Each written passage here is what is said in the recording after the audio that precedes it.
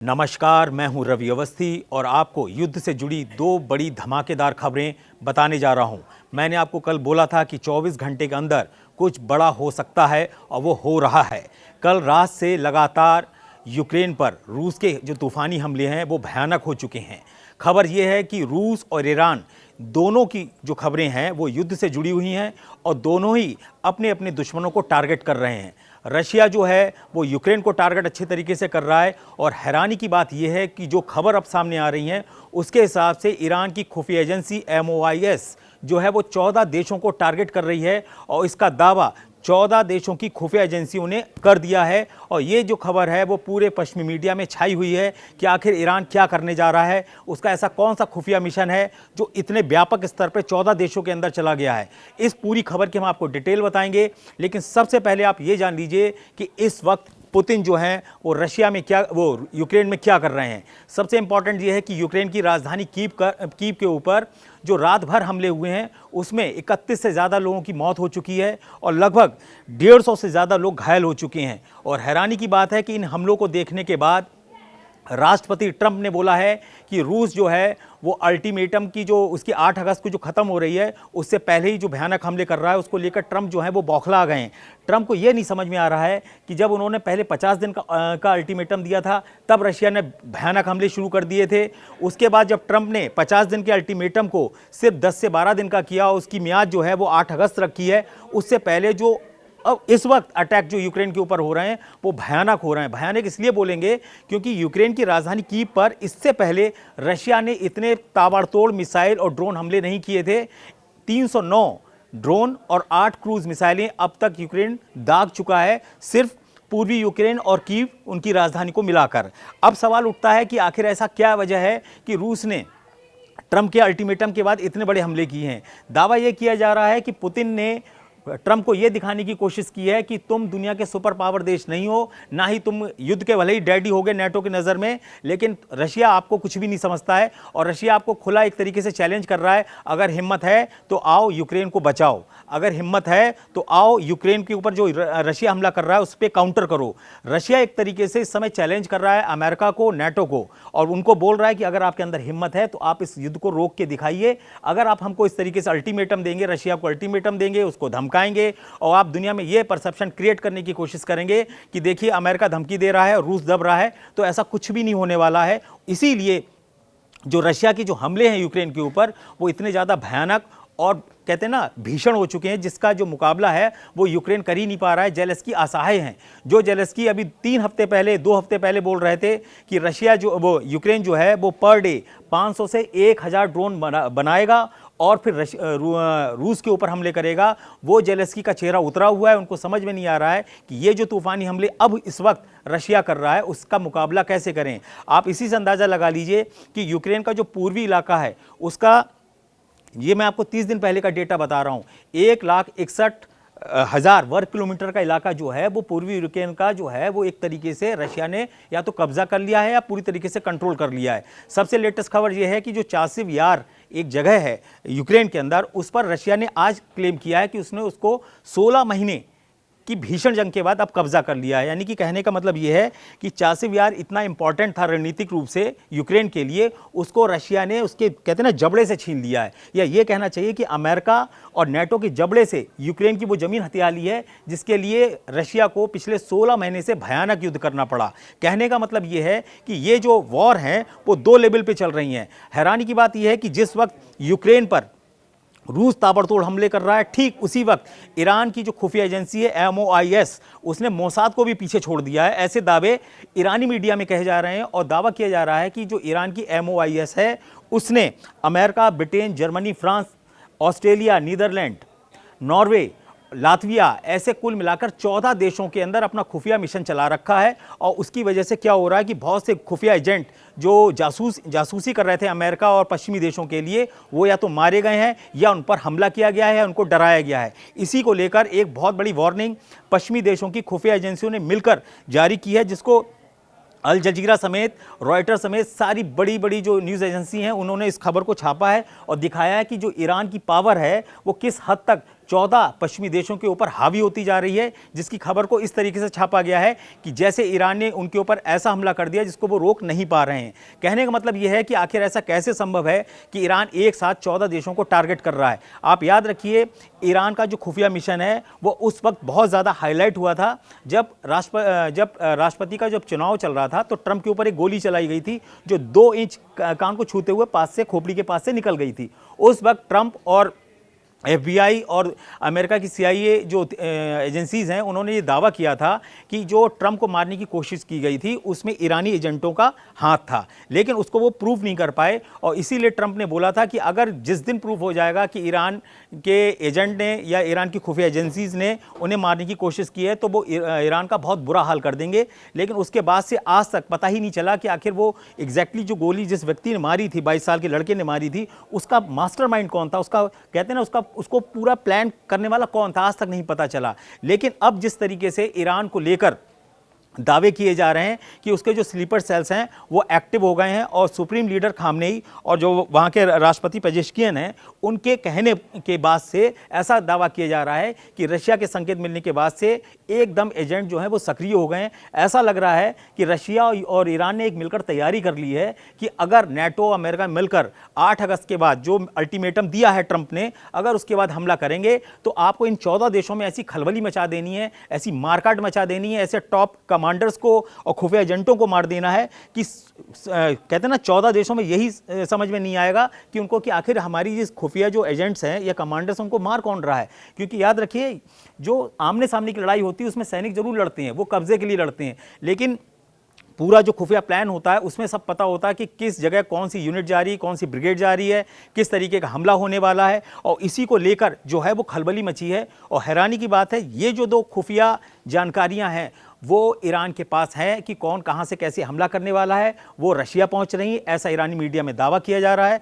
इसके अलावा जो तंसीम न्यूज़ है ईरान की, उसने एक और दावा किया है। उसने दावा किया है कि अमेरिका जो है वो अब बैकफुट पर आ जाएगा। ट्रंप जो बड़ी बड़ी धमकियां दे रहे हैं, टैरिफ वॉर का जो एक हवा उन्होंने खड़ा किया है और जिसके आधार पर वो लोगों को अपनी तरफ खींच रहे हैं, या एक तरीके से पूरे वर्ल्ड को धमका रहे हैं कि या तो अमेरिका के पाले में रहो, अगर अमेरिका के पाले में नहीं रहोगे तो फिर टैरिफ को झेलो। इसीलिए उन्होंने क्या किया है, पाकिस्तान पे 29% का टैरिफ लगाया था, उसको 10% का डिस्काउंट दे दिया कि भाई ऐसा है, दुनिया को दिखाने के लिए मैं तुम्हारा 10% कम कर देता हूं, और पाकिस्तान को ऐसे दिखा दिया है जैसे यानी कहां की पावर हो। दूसरी तरफ उन्होंने क्या किया है, इजराइल के ऊपर भी टैरिफ लगाया, ये दिखाने के लिए देखिए साहब मैं सबके लिए समान रूप से दिखा रहा हूं, देखिए मैंने इसके ऊपर 15% का टैरिफ लगाया है इजराइल के ऊपर। लेकिन ये सब दिखावा है, असली जो टारगेट है वो मैंने आपको कल बताया था, भारत, जर्मनी, भारत, चीन और ब्राज़ील, ये 3 जो देश हैं वो ट्रंप के मुख्य निशाने के ऊपर हैं। उनको अब समझ में नहीं आ रहा कि आखिर ये मामला है क्या। अब यहाँ पे जो खबर आ रही है वो पहले आप उसको समझ लीजिए कि आखिर ईरान और रशिया किस तरीके से दोनों को कहते हैं ना आपस में जोड़कर कैसे अमेरिका और नेटो और पश्चिमी देशों से लड़ रहे हैं। पहली बात यह है कि एक रूसी कहते हैं मिशन जो है वो यूक्रेन के अंदर चल रहा है। वो रूसी मिशन इतना खतरनाक है जिसका खुलासा खुद यूक्रेन के रक्षा मंत्रालय ने कल किया है रात में, जिसकी आज पूरी डिटेल आई है। और दावा किया जा रहा है कि एक 42 साल का यूक्रेनी पायलट है, जिसका नाम नहीं बताया गया है और नाम बताया भी नहीं जाता है जब कोई ऐसी चीज़ों में पकड़ा जाता है। दावा किया जा रहा है कि एक यूक्रेनी पायलट है जो रशिया को बता रहा था कि उनके यूक्रेन के F-16 मिराज 2000, याद रखिएगा यूक्रेन के पास मिराज 2000 भी हैं, और सुखोई 24। आप इसमें कंफ्यूज मत होइएगा कि सुखोई कहाँ से आ सकता है। ये सब वो फाइटर जेट हैं जो रूस में जब अलग हुआ था यूक्रेन तो वो बंटवारे के वक्त में उसको दिए गए थे। और उस वक्त क्या था, वही जो सुखोई 24 हैं उससे यूक्रेन जो है वो रशिया के कई इलाकों पर हमला करता है, या रैकी करता है, या पेट्रोलिंग करता है। इसी तरीके के F-16, मिराज 2000 और Su-24 ये यूक्रेन के जो हैं उसके ऊपर अटैक किया गया है रशिया की तरफ से। और सुखोई 30 ने कई जगह पे ऐसे हमले किए हैं जिसमें 3 अब तक F-16 तबाह हो चुके हैं, कई मिराज तबाह करने का दावा किया जा रहा है। और सुखोई सीरीज जो यूक्रेन के पास है उसके तो बहुत सारे विमान जो अमेरिका है वो जो रशिया है वो तबाह कर चुका है। यहाँ तक कि MiG-29 जो रशिया के पास भी है और यूक्रेन के पास भी, वो भी तबाह कर चुका है रूस। तो वो जो खुफिया एजेंट है वो कौन था, वो था एक यूक्रेनी पायलट जिसको रशिया खुफिया एजेंसी GBU ने अपना एक एजेंट के रूप में वहाँ पे स्थापित किया। वो सब एयरवेज की जानकारी दे रहा था जहाँ जहाँ उसको तैनात किया जाता था। इसकी खबर जब यूक्रेन की खुफिया एजेंसीज को लगी तो वो हैरान रह गए कि आखिर उनके ये जो धमाके हो रहे हैं फाइटर जेट्स के पास, वो कौन कर रहा है। तब पता चला वो तो एक यूक्रेनी पायलट है 42 साल का, उसको पकड़ लिया गया, गिरफ्तार कर लिया गया और उसको बताया जा रहा है या तो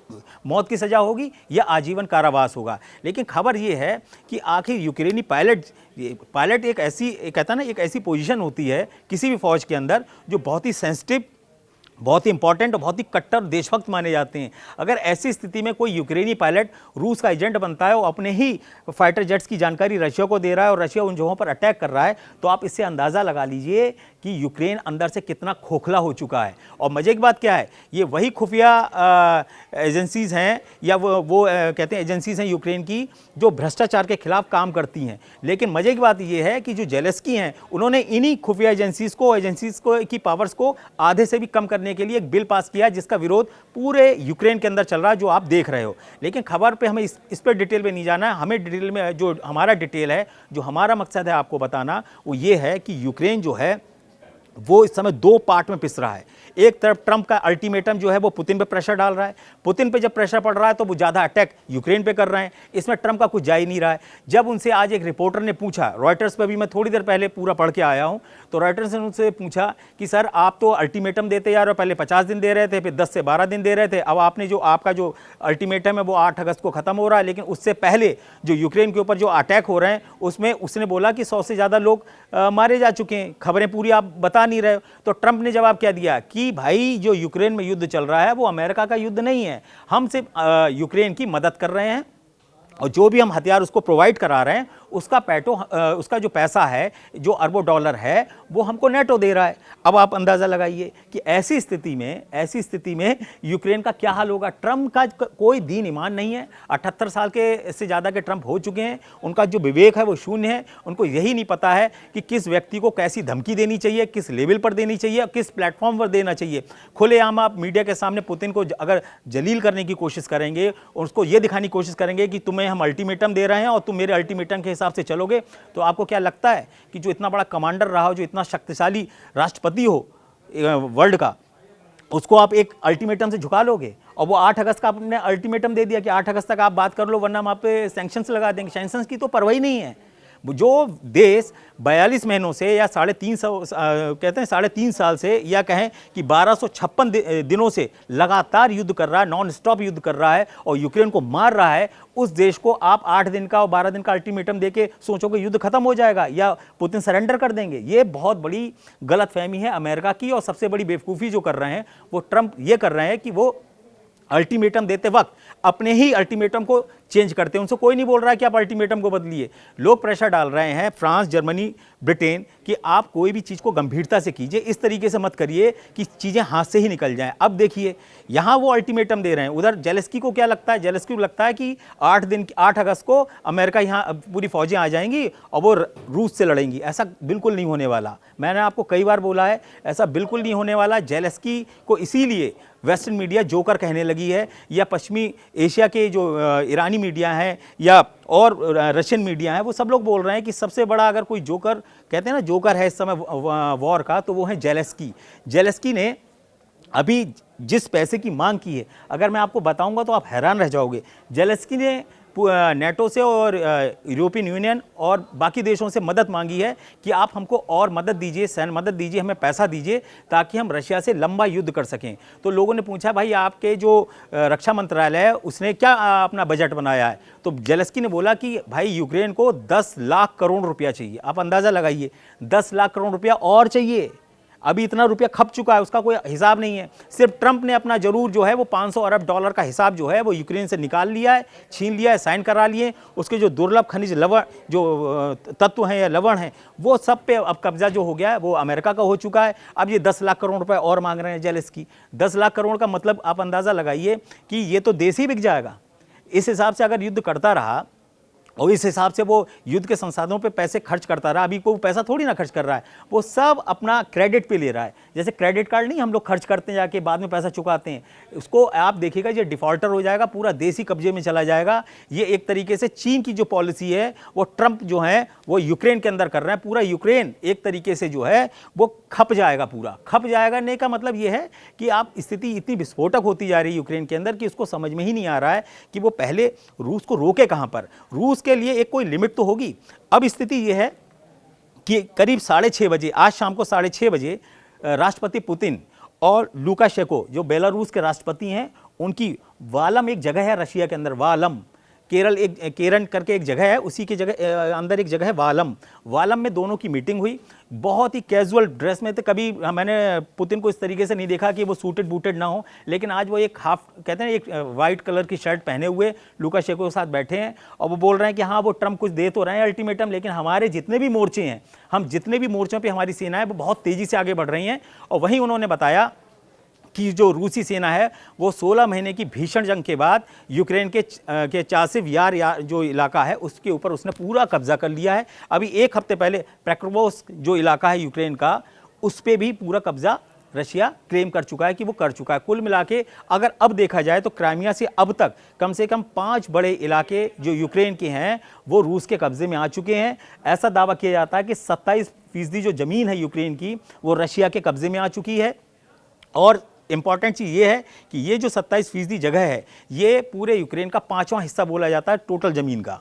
तो आप इसी से अंदाज़ा लगा लीजिए कि जो रूस का मिशन है वो किस लेवल पर कितना आगे बढ़ चुका है। तीसरी इंपॉर्टेंट बात ये है कि जो अभी दावे किए जा रहे थे ट्रंप की तरफ से कि हम रशिया के ऊपर ऐसे सैंक्शंस लगाएंगे कि वो मरी हुई अर्थव्यवस्था जो है वो कब्रिस्तान में या कहते हैं ना खंदक में चली जाएगी, तो उसके ऊपर दिमित्री मेदवेदेव कल ही बोल चुके हैं कि याद रखिएगा डेड हैंड, यानी कि हमारा जो परमाणु सिस्टम है, परमाणु एक्शन है या परमाणु जो हमारा प्लान है वो इतना एक्टिव है कि अगर आपने किसी को मारने की भी कोशिश की और सोचो कि रशिया पूरा खत्म हो गया तो हमारा डेड हैंड अपने आप स्टार्ट होगा। फिर आपको हम तो रोक ही नहीं पाएंगे, हम तो होंगे नहीं, रोकेगा कौन? रोकने वाला कोई होगा ही नहीं रशिया में। फिर आप क्या करोगे? वो हर जगह मिसाइलें गिरेंगी, आप तबाह होगे। तो इसलिए जो रशिया का ये जो डेड हैंड बोलते हैं ना, जिसको डूम्स डे कहते हैं, प्रलय का एक ऐसा दिन होगा जिसको बारे में जो विदेश मंत्री हैं सरगेई लावरोव रशिया का, वो पहले भी इसको बोल रहे हैं कि हमारी वो घड़ी जो है वो टिक टिक करके चल रही है। अभी मैं आपको ये बताना चाहता हूं कि ईरान जो है वो पूरी तरीके से रूस के प्लान पे चल रहा है। इसीलिए ये इतनी बड़ी खबर आई है कि 14 देश के अंदर ईरान के जो खुफिया एजेंसी है MOIS, उसने अपने कहते हैं स्लीपर सेल्स को एक्टिव कर दिया है। उनके एक्टिव होने के बाद जो 14 देश हैं, जिसमें मैंने आपको भी पहले नाम भी बताए थे, America, Britain, France, Germany, Australia, Netherland, Norway, Denmark, Latvia, ऐसे जो देश हैं इनके जो खुफिया प्रमुख हैं या इनकी जो खुफिया एजेंसीज हैं, उनका दावा है कि जो ईरान है उसने अपने एजेंट्स को एक्टिव कर दिया है, वो एजेंट्स को मारेंगे, क्योंकि यही जो एजेंट्स होते हैं यही सेना की बैकबोन होते हैं किसी भी देश की।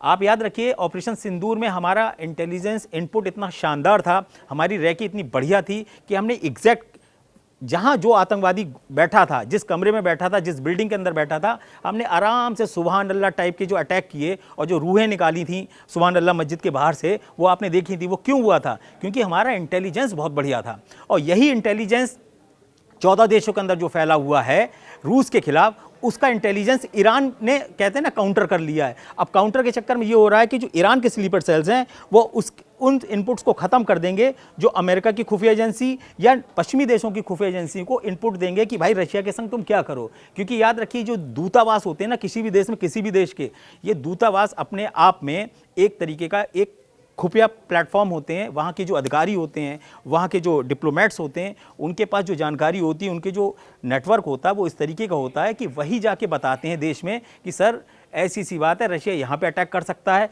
रशिया के ऐसे ऐसे वेपन्स आने वाले हैं, रशिया कि कौन सी पनडुब्बी समुद्र में किस जगह जा रही है। ये जो सब जानकारियां हासिल की जाती हैं या फॉर्मेशन जो होता है फौज का, उसके बारे में जो जानकारी दी जाती है वही जो है वो आखिरी में निर्णायक साबित होती है। तो कहने का मतलब ये है कि सिर्फ 24 घंटे के अंदर 2 बड़ी खबरें आपके सामने हैं। पहली मैंने बताया कि रूस ईरान का डबल हमला, 24 घंटे में 14 देश टारगेट। ये टारगेट ऐसे हो गए कि एक खबर के मारे 14 देशों में खलबली मच गई और यूक्रेन पर जो रूस के हमले हो रहे हैं वो इस तरीके के हो रहे हैं कि अब वो फाइनल स्टेज में पहुंच चुके हैं। इसीलिए मैं अगले 24 से 48 घंटे के अंदर फिर कुछ ना कुछ बड़ा डेवलपमेंट जरूर होगा, वो मैं आपको बताऊंगा। और मैं आपको निश्चित रूप से बता रहा हूं कि पुतिन जो है वो 8 अगस्त से पहले पहले ट्रंप को इस हालत में कर देंगे कि ट्रंप जो है वो ये भी कह सकते हैं कि मैंने इस तरीके का कोई 8 अगस्त का अल्टीमेटम नहीं दिया था, मैंने तो ये बोला था कि मैं मदद करने के लिए तैयार हूं और ये तो बाइडेन का युद्ध है। आज भी ट्रंप ने यही बोला कि ये बाइडेन की देन है, बाइडेन का जो पाप है, पाप का घड़ा है वो मैं उठा रहा हूं। उनका कहने का मतलब ये था ट्रंप का,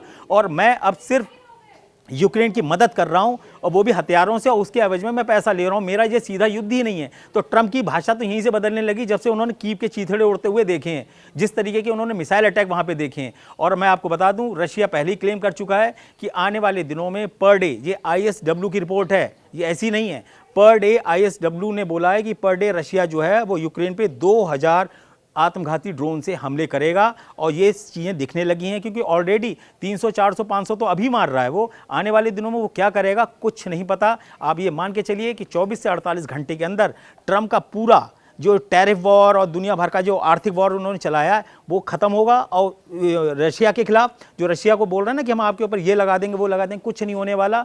चीन उसके साथ खड़ा है, ईरान उसके साथ खड़ा है, और हल्के हल्के देशों की जो तादाद है वो रशिया की तरफ बहुत तेज़ी से पॉजिटिव जा रही है। उसका परसेप्शन जो है पूरे वर्ल्ड में रशिया का वो ये जा रहा है कि उसके ऊपर जिस तरीके का दबाव बनाया जा रहा है और जिस तरीके से रशिया को घेरा जा रहा है, उसको सांस लेने की, कहते हैं ना कि आपकी गर्दन को हम इतना कस देंगे कि आप सांस नहीं ले पाओगे, ऐसी कोशिशें रूस के खिलाफ हो रही हैं। उसको वो पुतिन जो है वो मटिया मेट करने में तुले हैं और उनका असर दिखाई देने लगा है। वो बहुत ही एकदम कैजुअल टाइप के कपड़े पहन कर आते हैं और कहते हैं कि हाँ वो कुछ बोल तो रहे हैं, अल्टीमेटम दे रहे हैं, लेकिन हमारी फौजें लगातार आगे बढ़ रही हैं। हमारा रशिया का जो स्पेशल मिलिट्री ऑपरेशन है यूक्रेन के अंदर वो दंदनाता हुआ आगे जा रहा है, उसे कोई नहीं रोक सकता। अब मैं आपको अगले 24 से 48 घंटे के अंदर बताऊंगा कि ये जो खबरें हैं जो अब तक आ चुकी हैं उसका भयानक असर आने वाले 24 से 48 घंटे में ज़मीन पर क्या दिखाई देता है।